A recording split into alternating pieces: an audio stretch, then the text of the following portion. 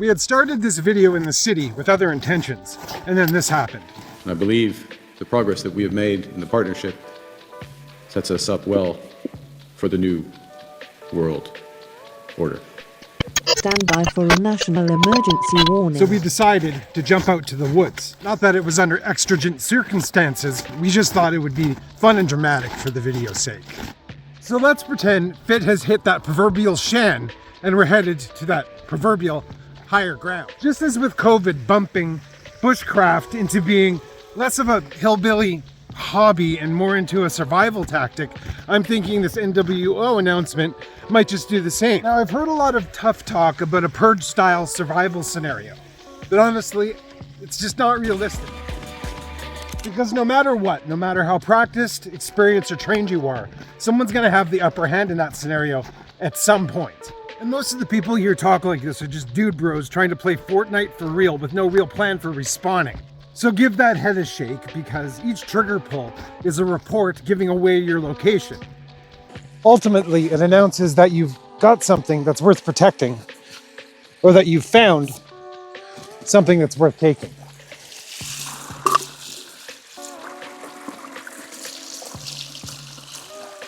And let's take the time to mention that ammunition would be one of the most valuable and tradable commodities for those reasons exactly.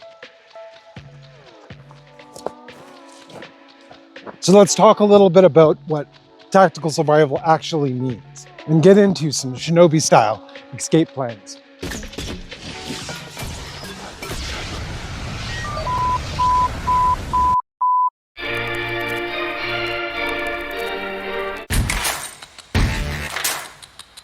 For some uncontrollable reason, despite everything that's gone on in the last few years, your mainstay is still in the city.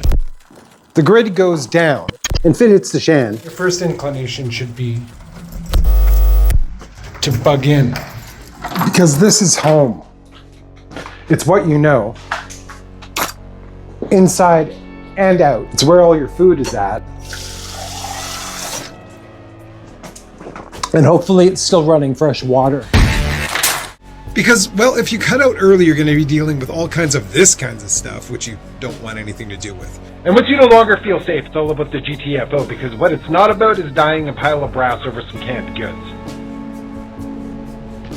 So first and foremost, let's shed a little bit of weight and talk a little bit about bug out bags. Oh, and not a necessity, but this guy's pretty awesome. Take a moment to check out the Prime Adventure Walking Stick its own dedicated video up here, while we drop the fancy editing and get down dirty and honest about bug out bags. Now that we've gotten into the heart of the video, I'll let you know that we're not going to go over any extensive bug out plans, but we will go over some basic pack options and equipment that will get you to your bug out location. For more extensive information, check the links in our video description. Testing.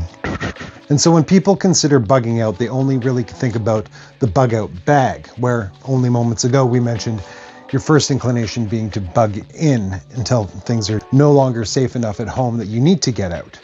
So among these types of bags, there's also the GHS bag, or get home safe bag. There's an inch bag, I'm never coming home bag, bug out bag, and which some people refer to as a good bag, get out of Dodge. So within these considerations, we have three different typical perspectives of which kind of bag you should use. So first off, we have our more traditional or bushcraft style bag.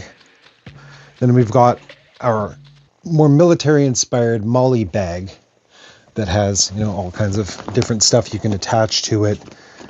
Pretty large capacity bag.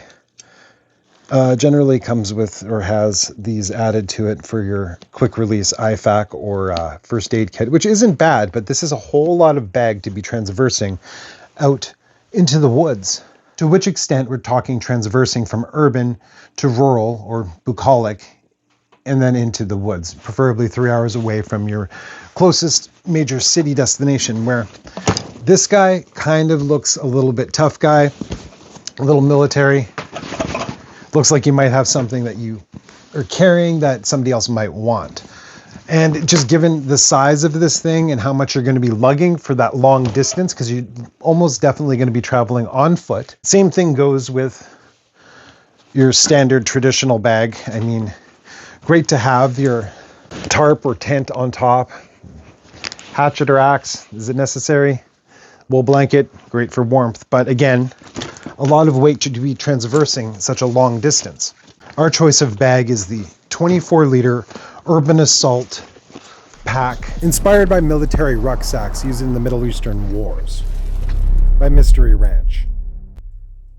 Very strong 5D Cordura bag with YKK zippers with a little waterproofing on them, and it comes with a really interesting breakdown that lets you access all of the gear inside, and more organized than Sheldon Cooper's sock drawer. So let's go through what we got in the bag.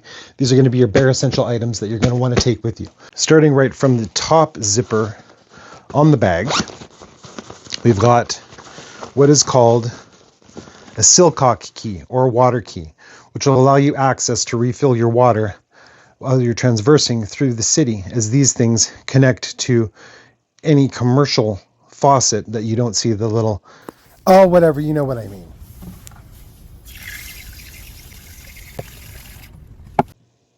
Whatever. And speaking of water, we've got 2 pockets, one on either side. And our choice to carry would be a 32-inch single-walled, non-insulated Nalgene container. Why single-walled and non-insulated? Stainless steel, because you can throw this thing in the fire and boil water for purification purposes or cooking. And then in the other pocket, we've got our favorite water purifier, being the Grayl water purifier, which you just fill this part up with water. Your filter's on the bottom, which is replaceable. Unscrew the cap, and then as you pressurize this downwards, it pushes all your water through the filter and just make it a little bit purer to drink. This bag does also have a lot of major EDC type everyday compartments.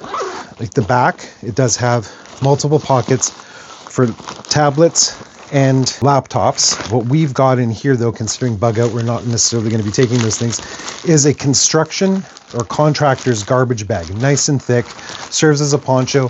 This can also be filled with mulch and natural woodland debris to make a decent mattress.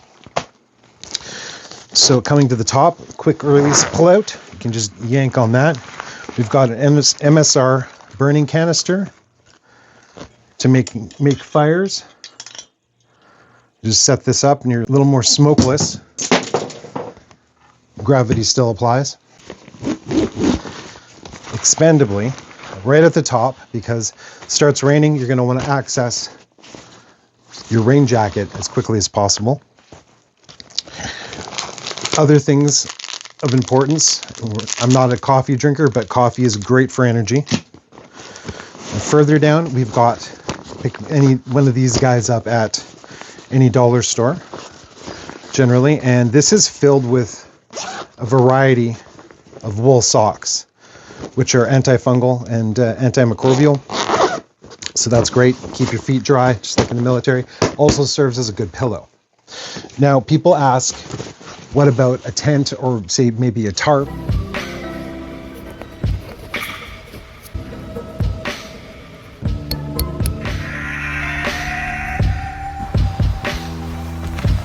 Well, I mean, if you're transversing from city, it's not something you're going to need necessarily. You can always get rooftop access, sleep in like a dumpster, things like that. It might sound a little off-putting, but it's less for you to carry. Sleep under abandoned cars, things like that. It gets you by. And then as far as when you get into the wilderness, that's a more extensive topic. As you're transversing to your final bug out destination, you're going to want to bury caches along the way that will have things like replenishing food items, replenishing instant coffee packs, things like that. And that's where you could include, say, maybe a wool blanket, a tent, tarp to be putting up a lean-to. Here we have an MRE, military meal package, standing for meal ready to eat. And these pockets are just plentiful in this guy. Some everyday carry aspects in here, but more food items. Canned foods are always good. We've got some tuna. Salt. Salt is great for hydration and electrolytes. Throw a little bit in your water and it'll keep you nice and refreshed. More canned goods, some oysters, as many lighters as you can stuff in this thing. Here we have some lighter and darker paracord hanks. Paracord's always good for something. Also in here we have, personally we take a bunch of fishermen's friends because having something to suck on, don't mind the bag. COVID leftovers from film industry. Will keep your survival flowing. There's saliva flowing, and that helps a lot on the road as well. Candy. It's good. It's a morale booster. Keeps you going. Sugar in it will help with their energy a little bit here and there for bursts. And then for tactical aspects, we have a cat's paw. Nice and small. Fits in the pack. Nice and cozy. Good for prying windows, doors, whatever you might need prying, gates, fences, things like that. And then additionally, what we have is the smallest sized bolt cutters we could find. And these are pretty damn good. We've used them and tested them out a whole bunch. There'll be a link in the description for all these items, including these. So check that in the video. Additionally, just things that we also have is emergency responders door shim for a little more covertly getting into places. You can look up videos on YouTube on how to use those. And we have this kicking around in our props kit. So we figured we'd throw one in. And this is a handcuff key. Which, why not, right? We've got it. Might as well have it. Not a necessity. And then for keeping warm, at the very least, space blanket. Have one of these guys, survival blankets from, you know, you've seen these around. And then as far as keeping warm goes, we've already pulled this out. Using a tea light and just putting it between your legs and wrapping one of these blankets around you will give you enough heat to survive if you find yourself in severe weather conditions. Better than a tea light, one of these Yuko candle holders. What you can do is pull this guy down, little glass windshield, light that, turn it up, put this between your feet. Wind's not going to affect it or anything. It's a little safer than just having an open candle there. Pull the emergency blanket around you, and that heat generated reflecting back from your body as well as the candle will be plenty enough heat to keep you safe. Additionally, even better than a space blanket, we've got these guys.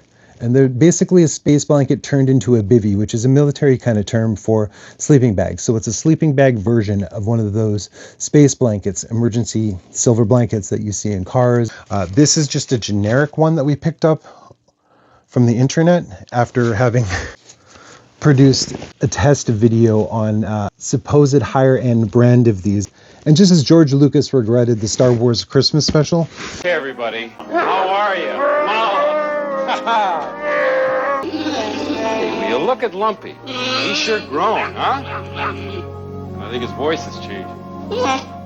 Come on, I'm just teasing. We made that video, we put it together. It's not the greatest, but check the link in the corner and go and have a look at that. Be sure to debase us in the comments. It's got all the information you need in it about these survival bivvies, but this is a SOL bivvy, which is probably the highest rated bivvy. It's about $60. It's quite fantastic. There's all kinds of review videos online about this guy. We've just taken it from its original carry case and put it into a compressive carry case just to make it a little bit more substantial. It could also double as a pillow this way. And last but definitely not least, first aid kit. Now, we don't keep ours in our bag. We have this magazine dump pouch from the gun range that can just fasten onto our belt. And if you want to check out what we've got in this guy, have a look at the link in the corner, as we've done a video all on that. Additionally, a fixed blade 90-degree spine knife. We just use our trusty little BPS Bushcraft knife for this, which comes with this beautiful sheath. Have a look in the description for a link on these guys. They are the finest, absolute cheapest. And they also come with these nice little ferro rods, which you can use your 90-degree spine on in order to light a fire should your lighters fail. And that's pretty much it. This is all you're going to need to transverse yourself. It's an unassuming backpack, extremely organized, gets you to where you're going to need to get going and to your survival caches, which you'll have planted along your route to your final bug out destination. Thanks for watching. Please do like, comment, subscribe. And as always, know your exits and carry a good book.